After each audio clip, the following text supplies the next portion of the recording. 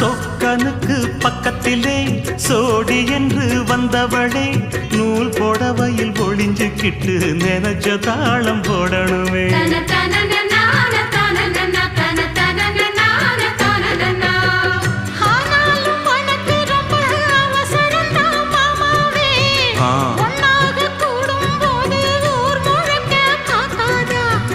பார்த்தாலும் தவறு இல்ல பனியுறங்கும் ரோசாவே உன்னால சொத்த வச்ச மூக்குலதான் வைக்காதா.